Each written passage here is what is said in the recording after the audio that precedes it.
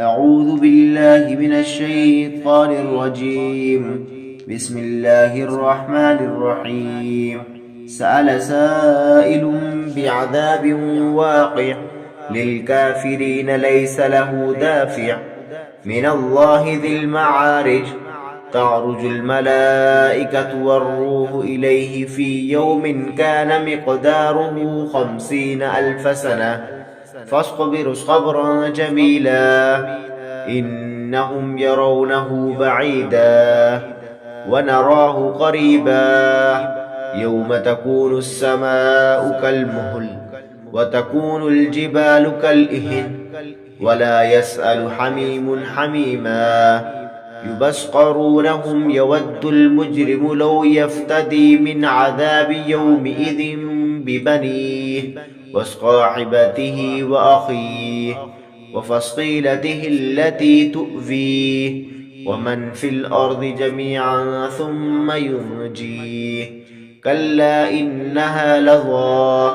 نزاعة للشوى تدعو من أدبر وتولى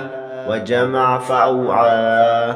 إن الإنسان خلق هلوعا إذا مسه الشر جزوعا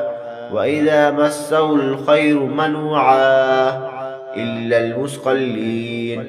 الذين هم على صلاتهم دائمون والذين في أموالهم حق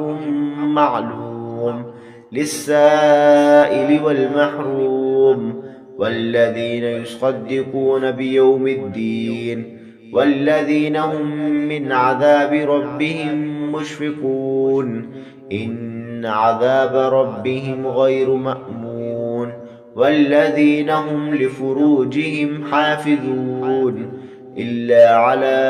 أزواجهم أو ما ملكت أيمانهم فإنهم غير ملومين فمن ابتغى وراء ذلك فأولئك هم العادون والذين هم لأماناتهم بعضهم راعون والذين هم بشهاداتهم قائمون والذين هم على صلاتهم يحافظون أولئك في جنات مكرمون فما للذين كفروا قبلك مهطعين عن اليمين وعن الشمال عدين أيطمع كل امرئ منهم أن يدخل جنة نعيم كلا إن خلقناهم مما يعلمون فلا أقسم برب المشارق والمغارب إنا لقادرون على أن نبدل خيرا منهم وما نحن بمسبوقين فذرهم يخوضوا ويلعبوا حتى يلاقوا يومهم الذي يوعدون يوم يخرجون من الأجداث ذراعا كأنهم إلى نصب يوفضون خاشية أبصارهم ترهقهم ذلة ذلك اليوم الذي كانوا يوعدون صدق الله العظيم.